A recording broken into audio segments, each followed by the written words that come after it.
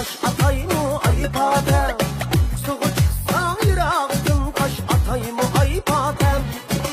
Taş atsam üzerine dada kulak gider mi? Taş atan neyhak görse sana azar gider mi? Hemme kişini küydegen kulağa ayıp adem. Haydet kuysa ağırmaydı kuyuva ayıp adem. Kuyuva ayıp adem.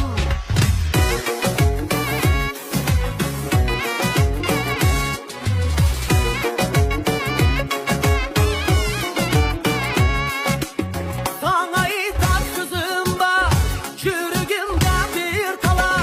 Sen zardarının derdidenim, aşktan kagada.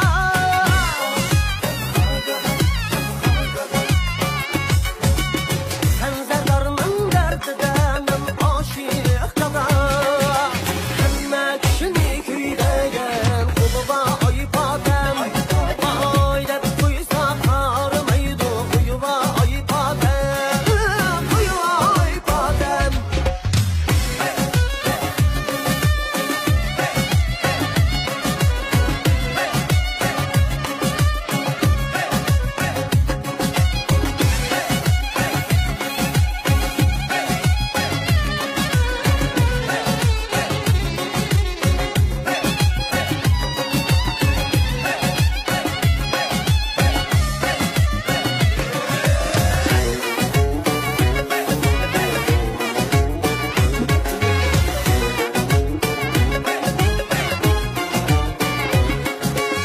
Körgün kelip durdu, dolunay yüzüne.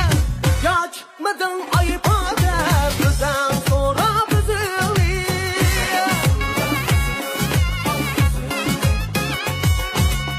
Kül boyunu çıkmaysa, çilek yok mu yüzünde? Ben sevinsem karın yok, yürek yok mu silinde?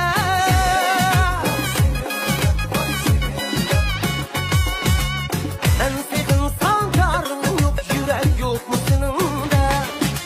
Hemme ekşini küydegen kuluva ayıp adem. Uyde uysa karmaydı kuyuva ayıp adem. Vay kuyuva ayıp adem. Hemme ekşini küydegen kuluva ayıp adem. Uyde uysa karmaydı kuyuva ayıp adem. Kuyuva ayıp adem.